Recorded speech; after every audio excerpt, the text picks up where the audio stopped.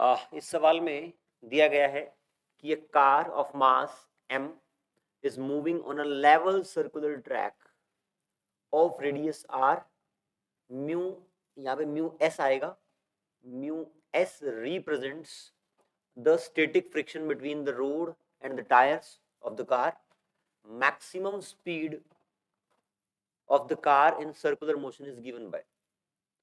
आपका एक levelled track है, इंक्लाइन प्लेन नहीं है, एक लेवल्ड ट्रैक है, मतलब एक प्लेन आपका रोड है एक तरीके से। वहां पे जब कोई ऑब्जेक्ट सर्कल में घूमेगा तो सेंट्रीपिटल फोर्स कौन प्रोवाइड करेगा? Friction force.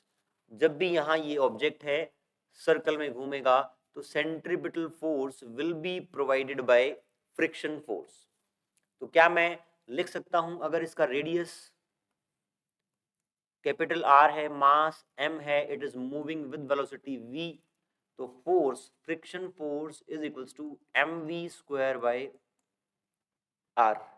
Mass of car is constant, radius of circle is constant. अगर मुझे वेलोसिटी बढ़ानी है तो मुझे फ्रिक्शन फोर्स बढ़ाना पड़ेगा, और मुझे पता है कि फ्रिक्शन फोर्स की एक मैक्सिमम वैल्यू होती है। इसका मतलब फ्रिक्शन फोर्स जो भी लगेगा वो उस मैक्सिमम वैल्यू से कम रहेगा। Maximum value of friction force is nothing but mu n, mu s लिख दिया यहाँ पे।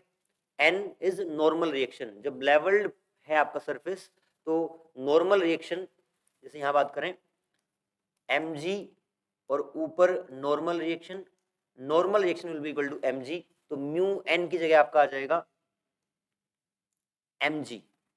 अब इसको आप सोल्व कर लें, मास m से m कटेगा, r उस साइड जाएगा, v must be less than equal to, यहाँ v स्क्वायर था, उस साइड आएगा mu g r, under root ले लेंगे दोनों साइड, तो म्यू एस जी आर। आपकी वेलोसिटी इस नंबर से कम ही होनी चाहिए, तो v मैक्स कितनी हो जाएगी?